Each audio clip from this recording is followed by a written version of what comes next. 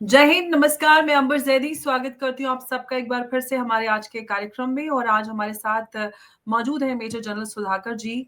बहुत स्वागत है सर आपका। जय हिंद, नमस्कार। और नमस्कार सर एक नमस्कार जी। ऐसे स्ट्रेटेजिस्ट माइंड है जिन्होंने खुद वार्न किया है भारत को कि भारत के लिए पाकिस्तान ने का जो ये पूरा प्लान एक्टिवेट हो चुका है, जिसे ब्लैक स्वॉन टेररिस्ट की वार्निंग सर ने खुद दी है। सर, फरीदाबाद टेररिस्ट बस के बाद अब दिल्ली रेड फोर्ट पर जो ब्लास्ट हुआ है उसने बड़े सारे सवाल कर दिए हैं, और पाकिस्तान ने अपना जो ब्लीड इंडिया विद 1000 कट्स वाला जो प्लान एक्टिवेट कर दिया है, ये सवाल सारे खड़े हो रहे हैं। मैं आपसे सर इसमें डिटेल में थोड़ा सा जानकारी चाहूंगी, क्योंकि आप सर इन मामलों पर गहरी पकड़ रखते हैं। क्या आईएसआई और आईएसएस का जो ये नेक्सस है, इसके जरिए भारत के ऊपर, और इनफैक्ट ये कहना चाहिए भारत का दिल जो दिल्ली है उसके भी दिल में वार किया जा रहा है? कैसे इन सारी चीजों को समझा जाए, क्योंकि लगातार हम देख रहे थे कि ईस्टर्न फ्रंट पे पाकिस्तान और जो बांग्लादेश वो है वो एक्टिवेट हो गए, जैश ए मोहम्मद और सारे इनफैक्ट हाफिज सईद और ये सब के सब एक्टिवेट हो रहे थे। तो उन सब का ही नतीजा है जो सारी एक्टिविटीज हम पिछले कुछ महीनों में देख रहे थे। हाँ, सबसे पहले तो नमस्कार अंबर, आपने आपके चैनल में फिर से इनवाइट किया और बहुत बहुत धन्यवाद। हमारे व्यूअर्स को भी शुभकामनाएं देता हूँ। हम ऐसा करेंगे, ये जो सवाल आप पूछ रहे हैं उस सवाल की जवाब इसको ये जो बॉम्ब ब्लास्ट केंद्रित करते हैं, ताकि लोगों को काफ़ी वो थोड़ा सा वो जोड़ सकते हैं कहानी को। तो ये जो बॉम्ब ब्लास्ट हुआ है दिल्ली में, काफ़ी समय तक कल जब चर्चा हो रही थी, मैं शुरू से कहते आ रहा हूँ, बल्कि मैं 31 मई को मेरा एक आर्टिकल पब्लिश हुआ था।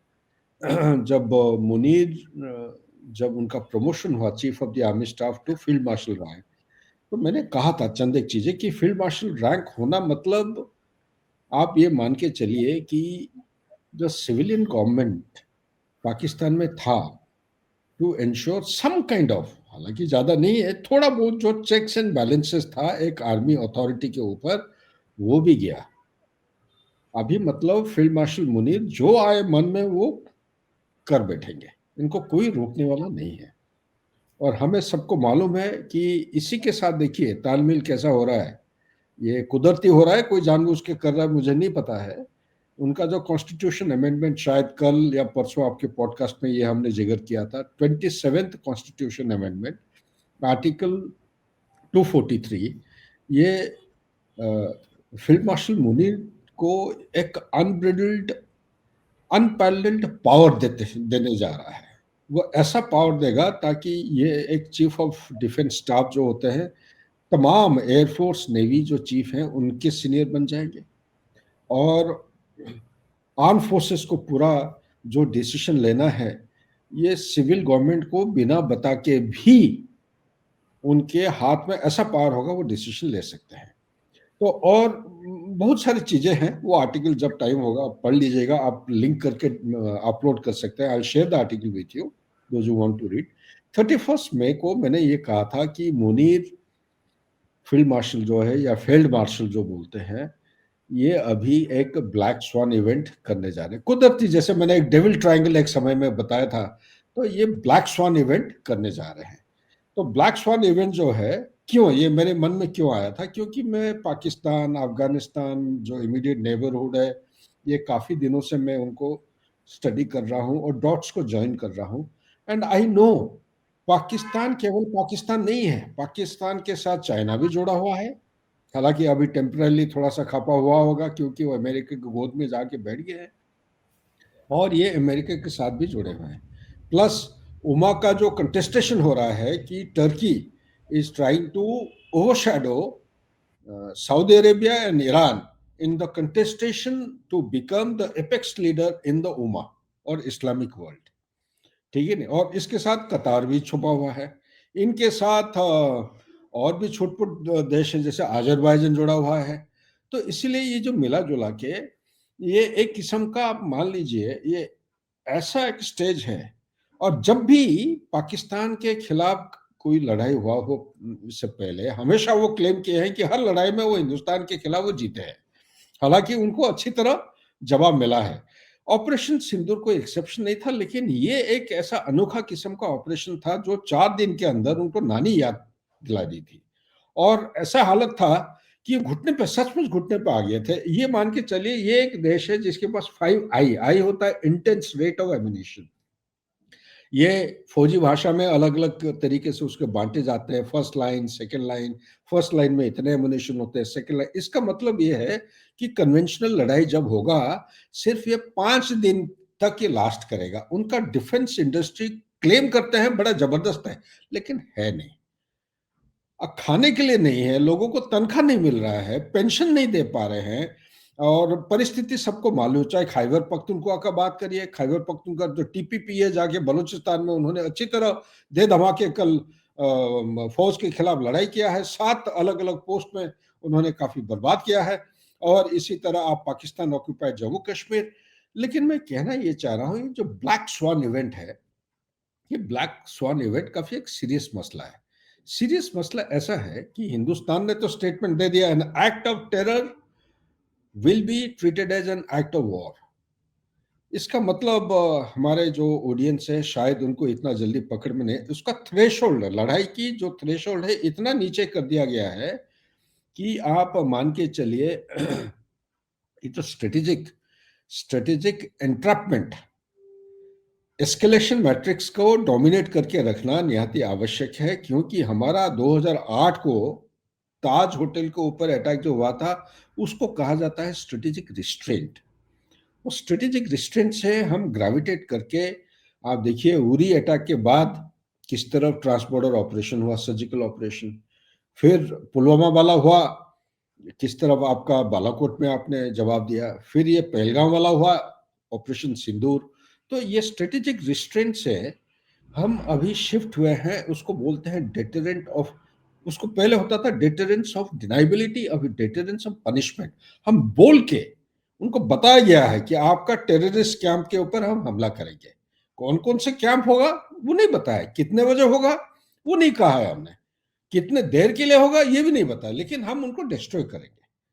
सो डिनाई, पहले डिनाइबिलिटी, डिनाइबिलिटी का सिंपल एक्सप्लेनेशन, हालांकि हिंदुस्तान ऐसा करता नहीं है, कॉमन मैन की समझ के लिए जो अननोन मैन, काफी बातचीत चलती रहती है इनफॉर्मल वे में, अननोन गनमैन जो है ना, ये इसको एक डिनाइबल ऑपरेशन कहा जाता है, कोवर्ट ऑपरेशन। तो वो स्टेज से लेके अभी हम बोल के जो बोलते हैं ना कि घर के अंदर घुस के मारेंगे, हमारे जो एपेक्स लीडर साहब लोग जो बोलते रहते हैं, वो कहते हैं कि this is the deterrence of punishment. तो वो स्टेज जब आप अचीव करते हैं तो तो उस स्टेज को आप बोलते हैं, उसका ये एंट्रैपमेंट हो जाता है, एस्केलेशन एंट्रैपमेंट। इसका मतलब अगर आप अपना जो कैबिनेट नोट का जो डॉक्ट्रिनल चेंज है ना, act of war will be treated as act of terrorism will be treated as act of war, और यहाँ पे अगर आप जवाब नहीं देते हैं तो आइदर आपका डॉक्ट्रिनल शिफ्ट जो है उसमें तब्दीली या इरोड हो जाएगा और आपकी क्रेडिबिलिटी कम हो जाएगा, या आप ऐसा जगह पे आप डिसीजन ले लेंगे जो कंट्रोल नहीं होगा। यानी कि आपका एंट्री और एग्जिट, हर लड़ाई का एंट्री और एग्जिट आपके साथ में होना चाहिए, तब जाके आप सक्सेसफुल हो पाएंगे। नहीं तो रशिया यूक्रेन की लड़ाई अभी 4 साल होने जा रहा है, इसराइल और हमास के बीच में अभी 2.5 साल से ज्यादा हो चुका है। तो इस तरह की लड़ाई हम करना नहीं चाह रहे हैं। हम बड़ा objective, precise, clear political aim and objective. पिछली बार लोग बहुत बात कर रहे थे, मैं विदेश में था, कि पाकिस्तान ऑक्यूपाइड जम्मू कश्मीर को लेना था इसके साथ, नहीं, वो कंफ्यूजन हो जाएगा। लड़ाई को ज्यादा नहीं खींचना है, हमारा लॉन्ग टर्म ऑब्जेक्टिव है $30 ट्रिलियन का इकोनॉमी बनना है 2047 तक, प्लस हर एक नागरिक, उसका जो पर कैपिटा इनकम आज के दिन में कुछ $2700 या $2800 है, ये बढ़ा के कम से कम हम $14,000 ये पर कैपिटा करना चाहते हैं। बॉटम लाइन में अपने तरफ से $20,000, उसके लिए आपको चाहिए डबल डिजिट इकोनॉमी, आपका रेट ऑफ ग्रोथ होना चाहिए, डबल डिजिट नहीं तो 8% से ज्यादा होना चाहिए कंसिस्टेंटली, लगातार 2047 तक, तब जाके उसके आसपास के पहुंच पाएंगे। तो ये जब तक ये नहीं होता है तब तक आपको कैलिब्रेट करना पड़ेगा। इस किस्म की लड़ाई जब होता है, और कैलिब्रेट जब करते हैं, आपको अच्छी तरह सोच समझ के गहराई में जड़ तक पहुंचना पड़ेगा। वो जड़ क्या है? ये जो दिल्ली वाला ब्लास्ट है, ये जड़ अभी पकड़ में आ गया है कि उसका जो लिंक है, दो ऐसा लिंक मिले हैं जो जैश ए मोहम्मद, जिसको पाकिस्तान आर्मी कंट्रोल करता है आईएसआई के थ्रू, वो जैश ए मोहम्मद के साथ ये लिंक एस्टेब्लिश हो चुका है। कल काफी देर तक लोग बोलते रहे नहीं नहीं ये टेरर अटैक नहीं है, ये नहीं है। मैं कहा आपके पास सबूत क्या चाहिए? ऑपरेशन सिंदूर बैकग्राउंड पिछले 30-40 साल से वो टेररिज्म कर रहे हैं आपके खिलाफ। आपका एक एक गैंग बस्ट हुआ है जिसमें 2 लेडी डॉक्टर अब पकड़े गए हैं। आपका 2900 केजी यानी कि 3 टन्स ऑफ आपकी और सर अ, एक बात और उसमें कि जो डॉक्टर वो पकड़ी गई हैं शाहीना, वो जो जैश का विमेन विंग है उसकी वो मेंबर है, जमातुल मोमिनात, यानी फीमेल एब्सोल्युटली, मोमिनात मतलब। एब्सोल्युटली उनको इंडिया में एक वो बटालियन तो बोल नहीं रहा है, इंडिया में वो ग्रुप को वो ऑलरेडी शुरू कर दिया है। यही चीज मैं कहना चाह रहा था जो आपने सवाल पूछा ना, मेरे को सलाह किसने दिया वेल विशर की, आप आईसीस के बारे में मत बताइए, बहुत हल्के लगते हैं। मैं उनके गाइडेंस के बावजूद मैं कदर करता हूँ, इज्जत करता हूँ, वो मेरे वेल विशर हैं, एक लीडिंग न्यूज़पेपर के चीफ एडिटर है। हकीकत क्या है? हकीकत ये है कि आईसिस का आप अगर देखेंगे, अल कायदा इंडियन सब कॉन्टिनेंट, ये 2019 को ओसामा बिन लादेन उसने ऐलान किया था कि पूरा liberate he would liberate entire the Muslim population across the country and he will extend the caliphate across India। 2019 की बात है, सॉरी 19 नहीं बोल रहा मैं, 1999, 1999, 99 के बाद उन्होंने 2-3 बार ये इतला किए हैं।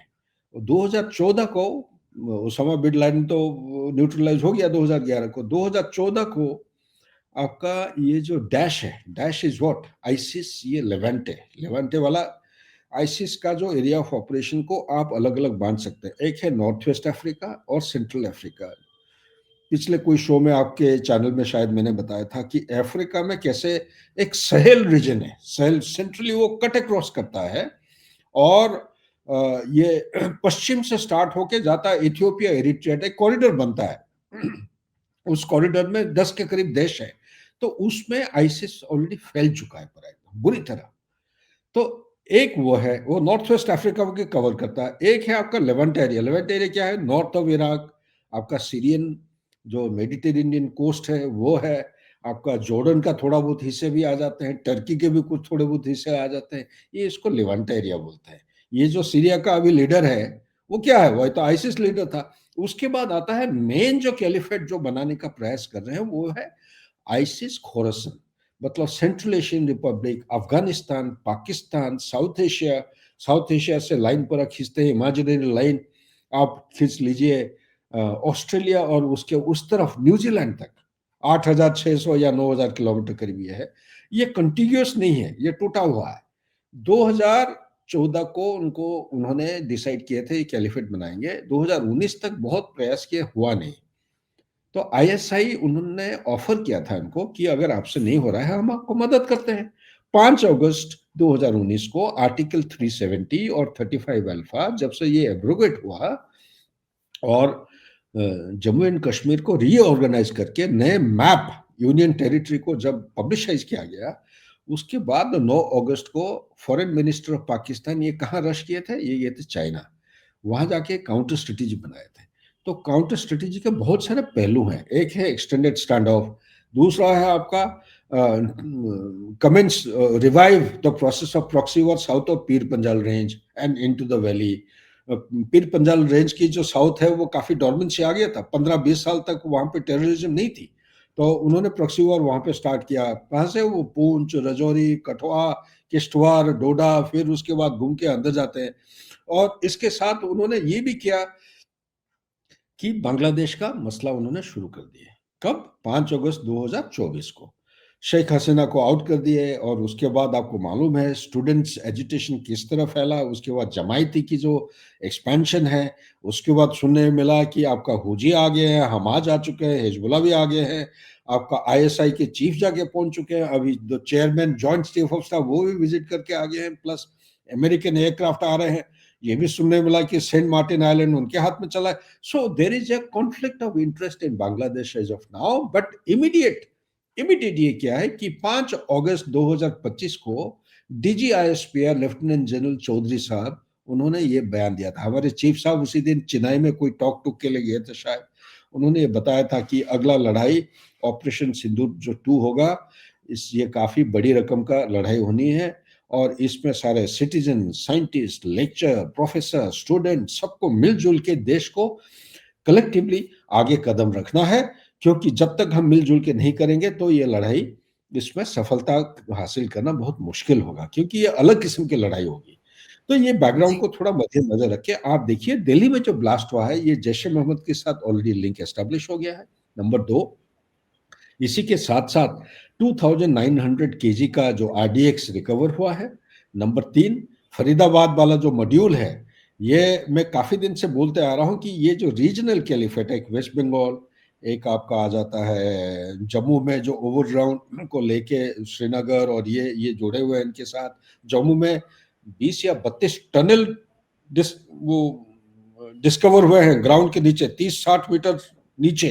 वो टनल को इस्तेमाल किया जा रहा है हथियार और उनके जो टेररिस्ट को इस तरफ भेजने के लिए जम्मू के अंदर। और ये भी सुनने मिला है कि रोहिंग्या जो कैंप है उधर आसपास में, उनको भी मदद ले रहे हैं, उसको भी जोड़ रहे हैं।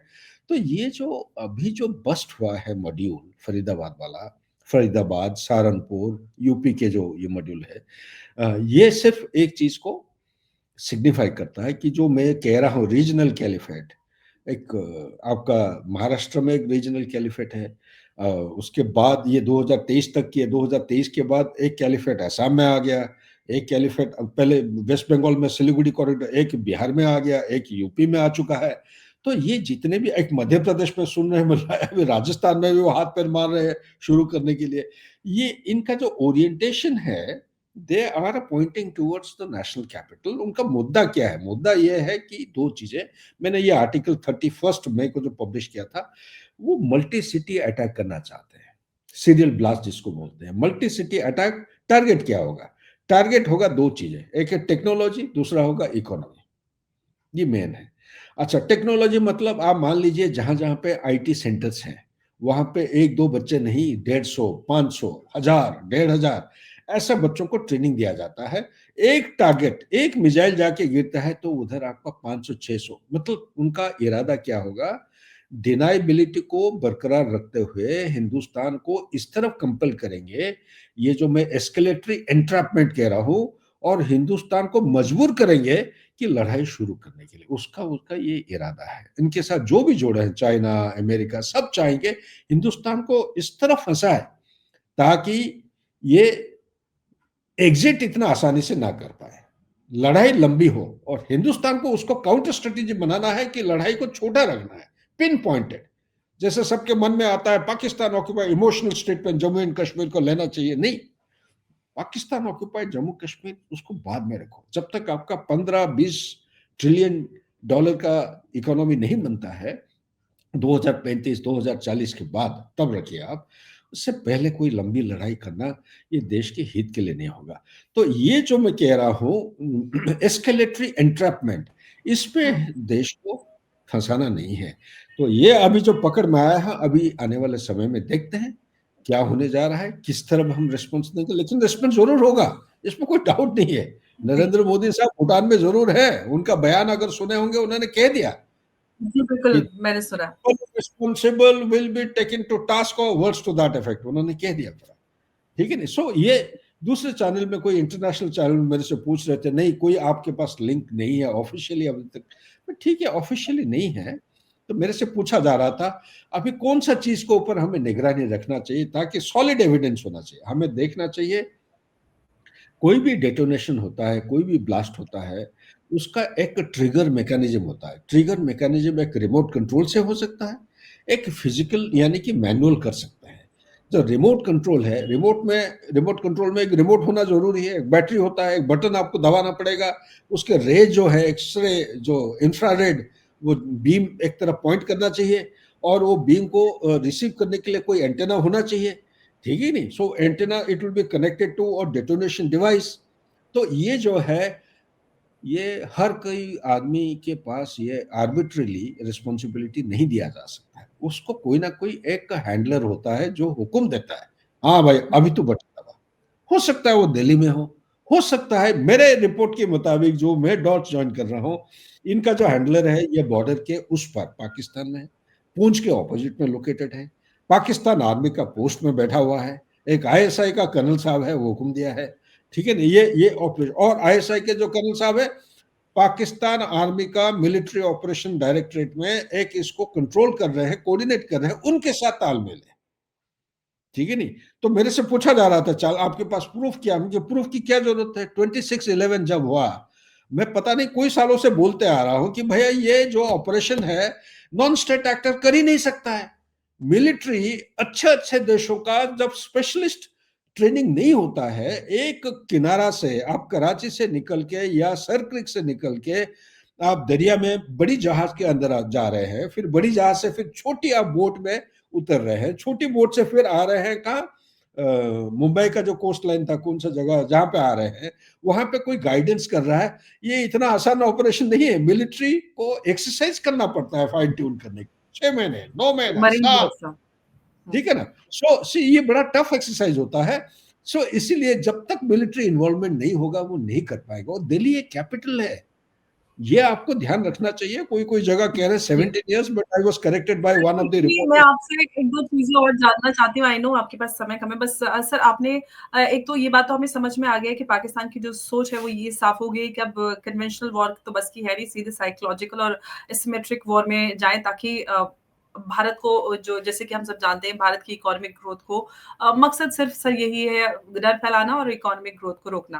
लेकिन सर आपने ये भी कहा कि एनआईए और सिटिज़न्स को एक साथ जुड़कर इस पूरे खतरे का सामना करना होगा। तो सर ये कैसे मुमकिन है? आम लोग और सिक्योरिटी एजेंसीज़ कैसे कोऑर्डिनेशन कर सकती हैं ये ये टू फाइट? ये बहुत बहुत अच्छा पॉइंट आपने उठाया। मैं कल परसों देख रहा था, यूपी से कोई एक थिंक टैंक है, उन्होंने एक सेमिनार स्टार्ट किया है, synergization of civil and military effort.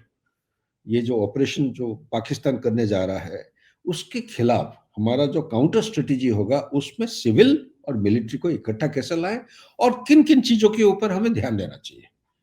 इस किस्म की जो सेमिनार या डिस्कशन है, ये ज्यादा होना चाहिए। लोगों के अंदर ये जागृति पैदा करना निहायत आवश्यक है।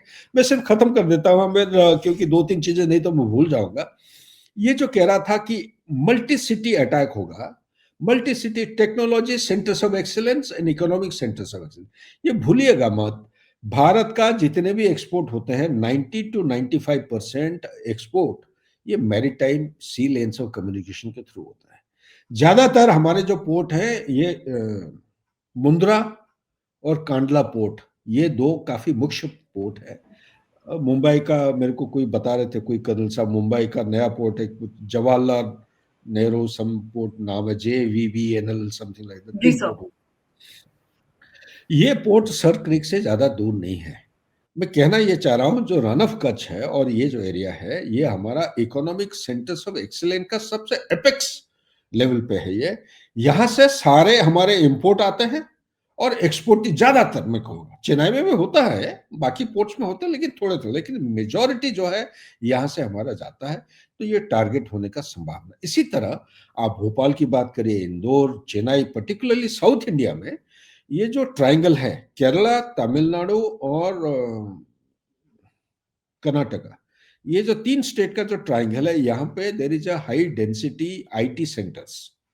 बहुत लोग ग्रेजुएट करते हैं आईटी में क्वालिफाइड। 2022-23 को मेरे पास कुछ रिपोर्ट है कि करीब 12,000 आईटी क्वालिफाइड यूथ, क्योंकि नौकरी नहीं मिलते हैं, उन्होंने ज्वाइन किया है कोई मुजाहिदीन या कोई ग्रुप। वो गए थे कहा, किशनगंज, करीमगंज जो सिलीगुड़ी कॉरिडोर पे, वहां पे कोई कोई रिसीवर था, उनको रिसीव करके वो भेजा है अफगान पाकिस्तान। अफगान पाकिस्तान में जाके ट्रेनिंग लिए हैं और अलग अलग ग्रुप में जाके बन गए हैं। हो सकता है अलकायदा के साथ, हो सकता है आईसिस के साथ, मेरे पास उसका कहना यह है कि हमारे यूथ्स को एंगेज करके रखना निहायत आवश्यक है। और तीसरा चीज यहीं पे मैं क्लैरिफाई करना चाहता हूं, उनका प्राइमरी टारगेट है हमारा डेमोक्रेसी के जो पिलर्स हैं, आपका लेजिस्लेचर, एग्जीक्यूटिव, जुडिशियरी और जो मीडिया, ये जो 4 चीजें हैं, इसकी जो मुख्य जो main influence, people of influential capability, इनके ऊपर मैं सिर्फ ये मैं संदेह नहीं कर रहा हूं, मैं कन्विक्शन के साथ कह रहा हूं, ये टारगेट होंगे। और इनके अलावा आप एक लीजिए कि स्पेशलाइज्ड डोमेन्स में जो एक्सपर्ट, जैसे न्यूक्लियर साइंटिस्ट हो गए, हमारे धीरे-धीरे अगर देखेंगे स्टैटिस्टिकली पिछले 11-12 साल के अंदर बहुत सारे साइंटिस्ट गायब हो गए हैं या उनको मर्डर कर दिया गया है। तो इसीलिए उनको प्रोटेक्शन हमें किसी भी तरह थोड़ा ध्यान देना पड़ेगा। इकोनॉमिस्ट, अच्छे-अच्छे जो प्रोफेसर हैं, मीडिया में जो लोग बोलते हैं, मैं अर्नब गोस्वामी का नाम नहीं लूँगा, लेकिन ये ही calls out, calls spade a spade. ठीक है? सो इस तरह ये नहीं कि हमें बकल होना है under pressure. We have to be careful, we need to protect ourself from such kind of threats. You know, we need to contribute. All of us must ask a question: what we can do for the nation, not what nation can do for us. That is the prime time, because time था जब duty के बारे में बात नहीं करते थे। अभी टाइम आ गया है, अभी ड्यूटी को फोकस में लाना है, ना कि राइट्स को। राइट्स तो मिलेगा आपको, देश तरक्की करेगी, अपने आप वो राइट्स आपको पास आते रहेगा, फ्रीडम ऑफ स्पीच बरकरार रहेगा, पार्लियामेंट्री सिस्टम और डेमोक्रेसी चलते रहेगा। हाँ, हल्ला गुल्ला बहुत करेंगे, लेकिन स्लो बट श्योर फुटेड हम हरकत करेंगे, साथ में मिलकर देश को आगे की तरह ले चलना है। ये जो आपने देखा है दिल्ली वाला ब्लास्ट, ये छोटा सा टिप ऑफ द आइसबर्ग। इस तरह मेरे अंदाज के मुताबिक ये जगह जगह होने जा रहा है। हो सकता है कि इस बार उन्होंने फेल हो गए, हो सकता है आने वाले समय में इसी को वो ईस्टर्न फ्लैंक से, यानी कि बांग्लादेश की तरफ से इसको कामयाबी हासिल करने की कोशिश करेंगे। हो सकता है झारखंड या किशनगंज डिस्ट्रिक्ट, बार बार मेरे दिमाग में आ रहा है, जो बिहार का है, वहां पे कुछ कर सकते हैं। या आप आंध्रा की तरफ जाएंगे, उड़ीसा आंध्रा ये जो बेल्ट आ जाता है, या हमारे जितने रिसर्च सेंटर्स हैं, ये तकरीबन ज्यादातर हाई डेंसिटी रिसर्च सेंटर्स है उस तरफ, ईस्टर्न कोस्ट की तरफ।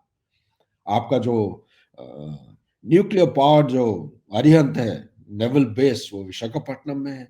आपका जो आईटीआर है, इंटरिम टेस्ट रेंज, जहाँ पे मिसाइल टेस्टिंग होते हैं, उड़ीसा में है। आपका श्रीहरिकोटा वही ईस्टर्न कोस्ट की तरफ है। आपका न्यूक्लियर रिएक्टर ज्यादातर उसी तरफ है। China is already keeping our all our activities under domination and surveillance. So ये जो बे ऑफ बंगाल है, एक स्ट्रेटेजिक राइवलरी इंटेंसिफाई होते जा रहा है। इंडियन ओशन में स्ट्रेटेजिक राइवलरी ऑलरेडी आ चुका है to the apex level.